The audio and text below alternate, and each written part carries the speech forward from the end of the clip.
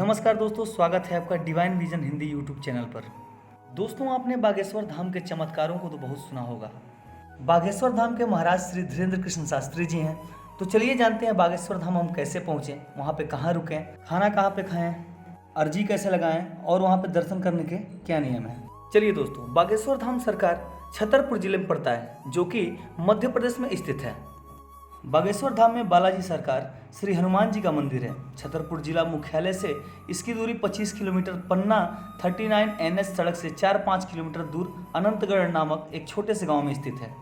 बागेश्वर धाम सरकार के मुख्य पुजारी श्री धीरेन्द्र कृष्ण शास्त्री जी का जन्म 2 जुलाई 1996 में छतरपुर जिले के एक छोटे से गाँव ग्राम गढ़ा में हुआ था। इनका एक छोटा परिवार है। इनके परिवार में इनकी माता पिता और देवेंद्र कृष्ण शास्त्री के बड़े भाई एवं एक छोटा भाई है। बागेश्वर धाम सरकार का पीठाधीश्वर पंडित श्री धीरेन्द्र कृष्ण शास्त्री हैं, जिन्हें वहाँ संसार संत धीरेन्द्र कृष्ण शास्त्री के नाम से जाना जाता है। पंडित धीरेन्द्र कृष्ण शास्त्री के पूर्वज यानी उनके दादा संत पंडित श्री सेतुलाल गर्गे जी इस मंदिर के पीठाधीश्वर हुआ करते थे। उन्हीं के देखरेख में पंडित श्री धीरेन्द्र कृष्ण शास्त्री बचपन से ही भक्ति भाव भजन में तन मन धन से लगे रहते थे।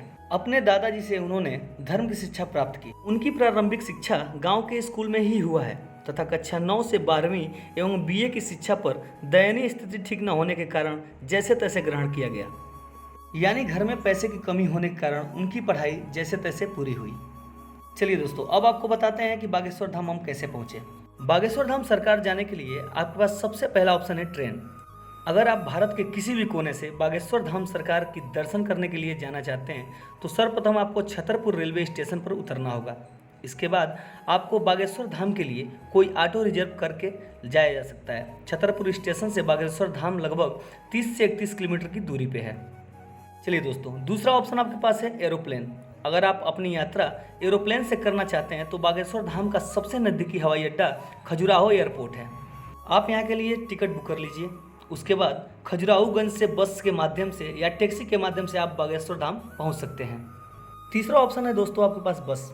आप बस के माध्यम से भी छतरपुर जाकर वहाँ से बागेश्वर धाम सरकार की यात्रा कर सकते हैं। चलिए दोस्तों, अब हम जानते हैं बागेश्वर धाम सरकार में ठहरने की क्या व्यवस्था है। दोस्तों, ठहरने के लिए बागेश्वर धाम सरकार में बहुत बड़ा पंडाल लगा हुआ है, आप उसमें ठहर सकते हैं। और यदि आप होटल में रुकना चाहते हैं तो वहाँ से 30 किलोमीटर दूर यानी छतरपुर में आप होटल ले सकते हैं।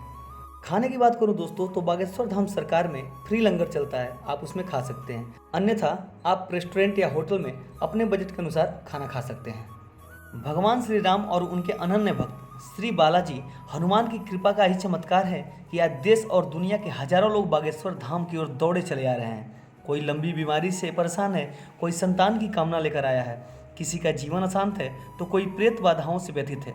भारत की जन्मभूमि में मध्य प्रदेश के बुंदेलखंड में स्थित संत धीरेन्द्र कृष्ण शास्त्री का आश्रम छतरपुर जिले के ग्राम गढ़ा में बागेश्वर धाम के नाम से प्रख्यात है। हजारों समस्याओं और व्याधियों से दुखी मानव समाज बागेश्वर धाम दरबार में अपने कष्टों का निवारण पा रहा है। आश्चर्य तो इस बात की है कि विज्ञान के इस दौर में समस्याओं को लेकर आए लोगों के मन की बात उनसे पूछे बगैर बागेश्वर धाम सरकार के पीठाधीश्वर श्री धीरेन्द्र कृष्ण शास्त्री जी पर्चे पे लिख देते हैं। अपनी शक्ति से व्यक्ति का भूत वर्तमान जानकर उनकी समस्याओं का निवारण कर देते हैं, वो भी पूरी तरह निःशुल्क।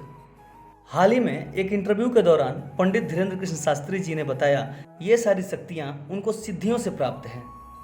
उन्होंने बालाजी की सिद्धि प्राप्त की है। चलिए दोस्तों, अब हम जानते हैं कि बागेश्वर धाम में अर्जी कैसे लगाएं। पंडित श्री धीरेन्द्र कृष्ण शास्त्री द्वारा लोगों की मन की अर्जी को सुना जा रहा है और उसे पूरा भी किया जा रहा है, जिसके अंतर्गत लोगों द्वारा काफ़ी समय से अर्जी लगाई जा रही है और वहां अर्जी लगाने की जानकारी भी दी जा रही है।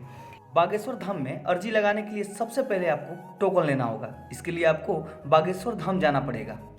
बागेश्वर धाम पहुंचने के बाद दोस्तों आपको एक लाल कपड़ा लेना है और साथ में एक नारियल लेना है। नारियल को अपने अर्जी के साथ लाल कपड़े में बांध देना है।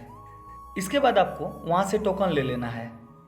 टोकन लेने के बाद आपको मोबाइल फ़ोन द्वारा महाराज जी के सेवक बता देंगे कि आपकी अर्जी किस दिन को लगने वाली है। दोस्तों, उस दिन आपकी अर्जी लग जाएगी। लेकिन उस दिन ज़्यादा टोकन होने की वजह से अगर आपकी अर्जी नहीं लग पाती है तो हम बताते हैं आपको घर बैठे ही कैसे अर्जी लगवानी है। इसके लिए सिर्फ मंगलवार के दिन आप लाल कपड़े में नारियल के साथ अपनी अर्जी बांधकर अपने घर के पूजा स्थल पर रख दें और ओम बागेश्वराय नमः का एक माला जाप करें। अगर बालाजी की कृपा हुई तो आपकी अर्जी जरूर स्वीकार की जाएगी। चलिए दोस्तों, अब हम ये जानते हैं कि हम कैसे पता करें कि हमारी अर्जी स्वीकार हुई है कि नहीं। यदि आप अपने घर पे अर्जी लगाकर 4 दिन तक ओम बागेश्वराय नमः का जाप करते हैं तो आपके परिवार में किसी भी सदस्य को रात को सपने में बंदर दिखाई देंगे। बंदर दिखने का ये अर्थ है दोस्तों कि आपकी अर्जी स्वीकार कर ली गई है। यदि सपने में बंदर नहीं दिखाई देते हैं तो इसका मतलब है दोस्तों कि आपकी अर्जी स्वीकार नहीं की गई है। यदि आपकी अर्जी लग जाए, आप भविष्य में जब भी बागेश्वर धाम जाएं, उस अर्जी को बागेश्वर धाम में ही बांध दें। दोस्तों, अगर आप और अधिक जानकारी चाहते हैं बागेश्वर धाम के दिव्य दरबार के बारे में, तो उसके लिए आपको 8120 59 23 71 पे कॉल करना पड़ेगा, यानी कि 8120592371 पर कॉल करना पड़ेगा।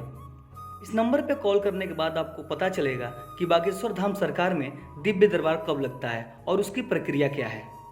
दोस्तों, ये मोबाइल नंबर हमको बागेश्वर धाम के ऑफिशियल वेबसाइट से मिली है। दोस्तों, एक बात और आपको बता देना चाहता हूँ कि इस समय बागेश्वर धाम के नाम पे काफ़ी लूटपाट चल रही है। दोस्तों, बागेश्वर धाम में दिव्य दरबार में जाने के लिए व अर्जी लगाने के लिए एक भी पैसे का चार्ज नहीं किया जाता है, इसलिए समझदार बने और समझदारी से काम लें। तो दोस्तों, ये थी बागेश्वर धाम और पंडित धीरेन्द्र कृष्ण शास्त्री के बारे में कुछ जानकारियाँ। अगर आपको हमारी दी हुई जानकारी अच्छी लगी हो तो कृपया लाइक, शेयर और सब्सक्राइब जरूर करें। आपका दिन शुभ हो। जय श्री कृष्णा।